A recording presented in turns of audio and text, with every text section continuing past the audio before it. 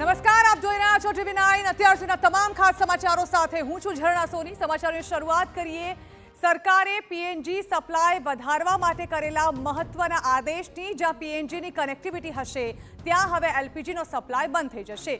પીએનજીના નેટવર્કનો ઝડપથી વિસ્તાર કરવાના સરકાર લગાતાર પ્રયત્ન કરી રહી છે।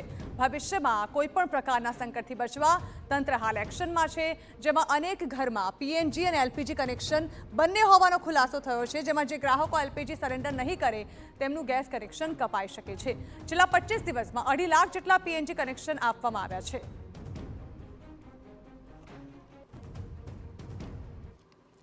25 दिनों में 2.5 लाख नए कनेक्शन दिए गए हैं। इसके अलावा लगभग 2,20,000 ऐसे कंज्यूमर्स हैं जो एलपीजी से पीएनजी पर शिफ्ट हुए हैं।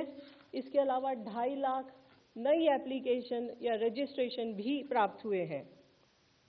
एलपीजी के संबंध में यहाँ पर भी कोई डिस्ट्रीब्यूटरशिप पर कोई ड्राई आउट नहीं है। ઉલ્લેખનીય છે કે ભારત પેટ્રોલિયમ મંત્રાલયે અગાઉ નેશનલ ગેસ પાઇપલાઇનના વિતરણ અંગે પણ મહત્વના આદેશ આપ્યા હતા, જે મુજબ હાઉસિંગ સોસાયટી હવે ગેસ પાઇપલાઇન નાખવામાં કોઈપણ પ્રકારનું વિઘ્ન નહીં નાખી શકે। પીએનજી યોજનાની મંજૂરીમાં થતો વિલંબ તંત્રના આદેશ બાદ દૂર થાય તેવી શક્યતા છે। આ નિર્ણયથી સિટી ગેસ ડિસ્ટ્રીબ્યુશન અને પીએનજી કનેક્શનનો ઝડપથી વિસ્તાર થશે।